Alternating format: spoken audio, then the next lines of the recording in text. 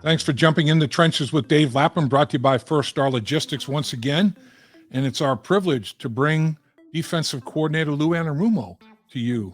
As always, he's got plenty to say. You always get a nugget or two from defensive coordinator Lou Anarumo that's like, man, I'm glad I checked this out. That was something I didn't know. He is doing a heck of a job for the Cincinnati Bengals. In 5 games, they've only given up 5 touchdowns. They're 8th in the NFL in points allowed. That's how you win football games. Keep people out of the end zone, keep points off the scoreboard. But he will tell you that in all 3 games, there have been game-winning drives that led to field goals of 54, 50, and 43 yards that ended up costing the Bengals 3 defeats. So close. Game of inches. Lou Anarumo talks all about it.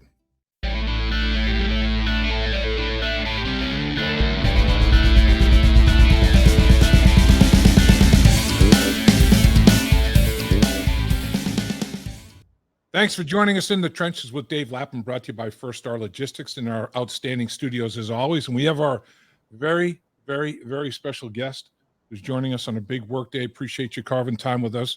Defensive coordinator Lou Anarumo. And coach, defensively, the roll call is pretty extraordinary here. Let me just get through a few of these because it's pretty darn strong what your defensive football team is doing here. 9th in the National Football League in total yards per game. 7th in rushing yards. Or that I should say 9th in the NFL in total yards per play. 7th in the NFL in rushing yards per game. 7th in the NFL in passing average. Let's see what else we got here. We got 9th in the National Football League on 3rd down conversion. Number 1 in the NFL in 4th down conversion. And finally, and most importantly, 8th in the NFL in points allowed. Top 10 in a lot of significant categories, Coach. Pretty outstanding after 5 weeks.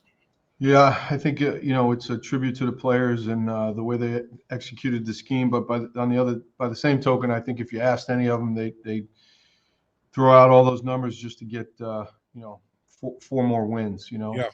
And so that's our number one goal. And and again, while we appreciate it, it's certainly something that we're all frustrated about, and just got to keep going and make one more play. It was our job to not allow them to kick that field goal last week, and we didn't do it. Yeah, that's those last drives. I mean, that's the thing with this football team. It's very black and white, cut and dried. I mean, it seems like if you can get the early lead, if you can score first, you're going to win football games. You've won 2 of them. If the reverse happens, don't get off to that fast start. It's tougher sledding and harder to win games, and 0-3 in that regard when that doesn't occur. But, I mean, down 10-3, 14-3, 17-3 at times during the season, come back to tie or even take a lead. It says a lot about the football team. But like you said, just finishing, just making the one more play that's necessary to win those games, I guess. Well, that's the thing, right? So, last year we were real good in those situations, especially in the playoffs. And, we've got to get back to, like you said, whatever the situation is, whatever the score is, just making sure that we finish the job in all 60 minutes or beyond, that we're doing a good job there. So, we'll be singularly focused on that this weekend, moving on to the Saints. Von Bell had 3 interceptions in his career leading up to this season. He's got 3 in 2 games this season. Is it just a matter of things falling his way? I mean, he's always been a great player. What's going on with Von Bell? What's the difference in your eyes, if any? Yeah, I think sometimes it's a little bit of the nature of the calls and where he is, and when I say that, I mean it's all about Von and how he executes. I don't mean to say he's getting interceptions because of the calls. Right. What I'm saying is that sometimes, the stars align and he's in the right place at the right time. And to his credit, he has made the plays when they're there to make. He always has been. They just happen to come his way in the pass game so far in the last couple of games. But, he's such a reliable guy. I think the world of him, both in the run game and the pass game. So I'm proud to say he's ours. He's a team leader and one of our core guys for sure. So, Coach, how many different packages? You were rolling out a bunch of different packages against the Baltimore Ravens. I mean, they have as much offense as anybody in professional football. Just their run game alone is crazy, the amount of offense they have. And then you couple that with their passing attack and all the formations there, and the guy at quarterback is obviously very special. So you counter that with a bunch of packages. How many different packages and personnel groupings in those packages do you feel like you employed in that game against the Ravens?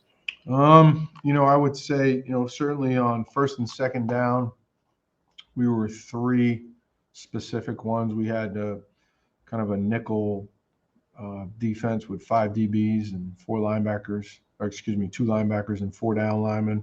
Right. We had a 4-3 scheme with 4 down, 3 linebackers and 4 DBs, and then we had our base personnel, which is really 5 down if you want to look at it, 2 linebackers and 4 DBs. So, we mixed it up with that based on what their offense presented us, and then we had another 3 or 4 for third down, where we used Dax in certain roles and, tried to match Cheeto on 89 some, and, just a couple of different things that we felt could help in that game. I thought that was brilliant. Put 22 on their best receiver. That's 89. I mean, he's a big tight end, but he's a heck of a route runner. He's a great player, receiver, obviously. So how did that work out for you? And how did Dax Hill do? He got his beak wet a little bit. How did it go for him? He did okay. I mean, he had a nice stop on 1 third down. It was good coverage when the ball was thrown away. He could have cleaned up one of the blitzes. If he was a little bit wider, he would have been right in Lamar's face as he threw it. He got a little bit too tight, but overall, I was pleased for what he did. You mentioned yesterday about the touchdown to Andrews was kind of an aberration in terms of all year long. The communication on your back end is extraordinary. I mean, it didn't happen the right way on that particular play, and Andrews was open for the touchdown. That's the only touchdown they scored. Now 5 games, 5 touchdowns allowed. Pretty impressive stuff. Yeah, I think if we had to do it all over again, obviously we certainly didn't want it that way. Not on their best player, and our guys know it. And right. But I just as long as we keep limiting the amount of points that go up, we'll have a chance to win. So now you have to move on from the Baltimore Ravens to the New Orleans Saints, who also run a ton of different offensive scenarios, and they've got a guy, Taysom Hill, who is the Swiss Army knife. I mean, this guy's averaging 10.9 yards per carry. He's rushed for 5 touchdowns on just 21 carries. He's rushed for 5 touchdowns. He's got a 60-yard touchdown. He's just spectacular. He's thrown a 22-yard touchdown pass. He's caught a couple of passes, or a pass, I should say. What doesn't he do? Does he sell popcorn? Does he tear tickets? I mean, this guy's everything. Yeah, he's another guy that just, you certainly have to pay special attention to and know where he is, when he's in what alignment. They move him around. They do a great job with him. Sometimes he'll be in the game just as a tight end. Sometimes he'll be in the game as a regular quarterback. Sometimes he's in the game as a wildcat quarterback. So they do a good job. They allow you to, or they force you to spend time on things and take away from their normal offense, which is really good too. Don't forget Alvin Kamara is one of the best players, not running back, but best players in our league, both running the ball and receiving. So, they give you a bunch of different looks, and they're both really, really good players. So, Coach, in a situation like this, and I know you're as good as anybody at it, but when you have, so many different things going on with different players, do you try to keep the rules as simple as possible to apply to as many different things as you possibly can? Or is it impossible when you're talking about, what they do with Hill as opposed to what they do with Kamara? There's no common denominator there, I guess, as such. How do you handle that part of it? Yeah, again, just trying to make it where it's hard on them and easy on us, or, if we can, and try to go about it that way. And, they do a lot of looks, but so do we. So, they're spending time on things that maybe we will do or won't do. That's part of the chess match. But we don't want to overcomplicate it. We're not a team that makes a lot of mental errors, so we want to make sure that we keep it that way. And continue. We've tackled really, really well this season. We got to keep that up and, continue to get takeaways. And that's always the recipe to win a game. There's culture, and then there's culture within the culture. And I marvel at the defensive backs, and I think it's an extension of who and what you are. I mean, that's your expertise, and you're so good, with the back end and shrinking space for quarterbacks. And I mean, the best defensive coach, maybe, or one of the best in NFL history, Bill Belichick. That's where he got his start, and Nick Saban, and that's your MO as well. And to have the defensive backs meeting like they meet, earlier in the week, and just the way that they're bonded and the way they communicate, and it has to do your heart good, doesn't it? Yeah, for sure. And they do a great job. And, it's just, they've taken the bull by the horns there, that group of guys, Charles Burks, our corner coach, and Rob Livingston, they do a great job of, obviously, with those guys, and all of our coaches do. I can't say it enough.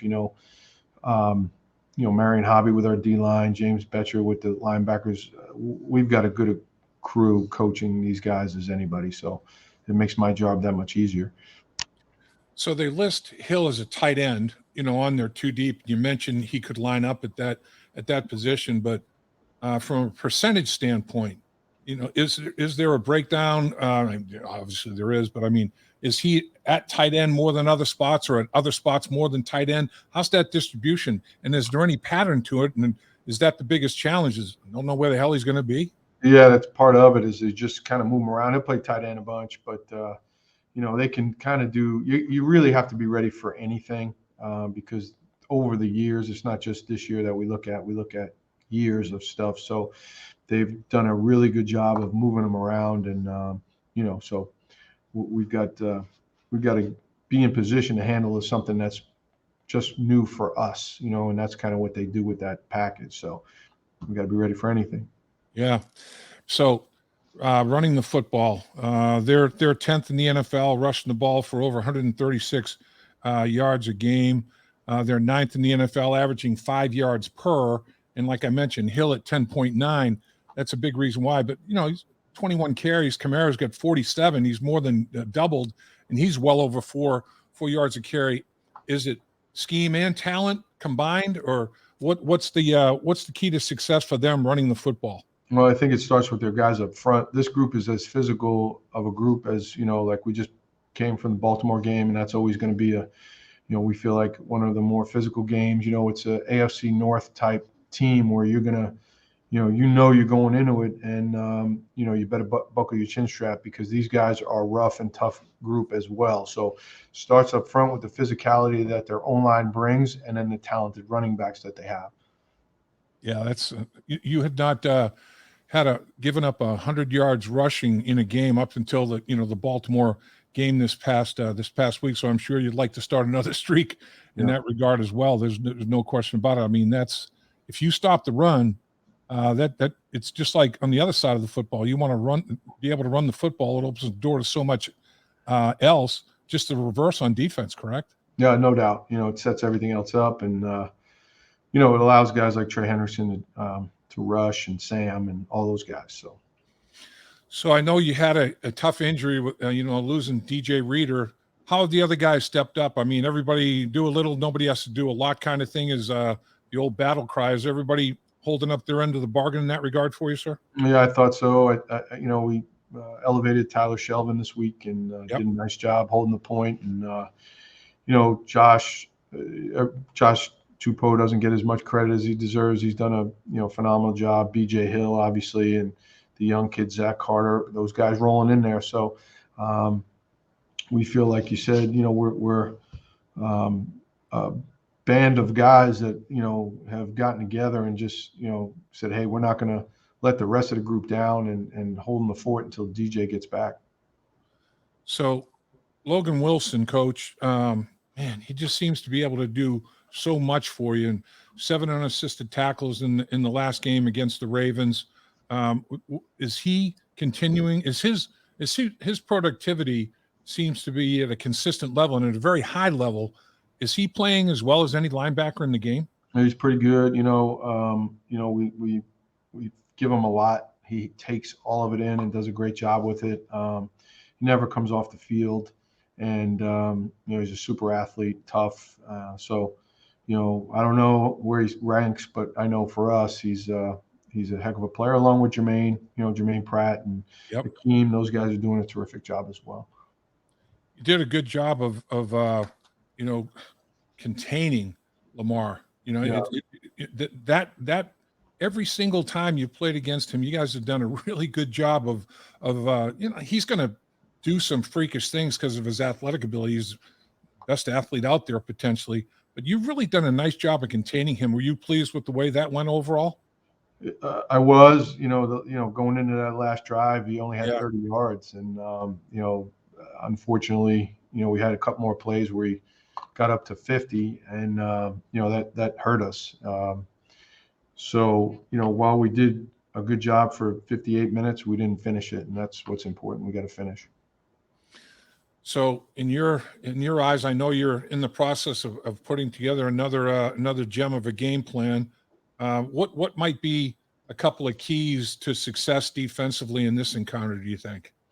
Well, I think, there's, as you mentioned, a similar formula in that, they're a little bit banged up at wide receiver. So, get the run game going, and they feature that, whether it be with Hill or Kamara and Andy, whether it's Andy or Jameis, we'll see, but both talented quarterbacks that do well with the play action game. And so I think it starts with, kind of a no crap statement, that you want to stop the run first, and we go from there. Coach, can't thank you enough. I know you got something special going on with your defensive players. Their respective view is off the charts. And man, it's just really, having played a little bit, it's just fun to see when you got that kind of something special going on. When you have it, and when you got it, you don't want to lose it. You got it going on between your coaches and your players on that side of the football. It's something special. Yeah, I think it starts, top down with Zach and throughout the team, and talking about being a connected team, and our guys believe in what we're doing, and we just got to keep executing all the way to the end. Appreciate your time as always. Put together a good one, Coach. My pleasure, for sure. See you guys. At First Star Logistics, we're a very strict company that really puts the pressure on our employees.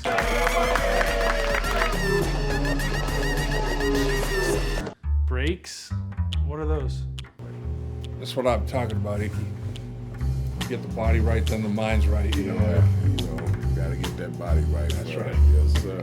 Become a star with a chance to earn the highest commission percentages in the industry as a freight broker agent. Check out FirstStarLogistics.com.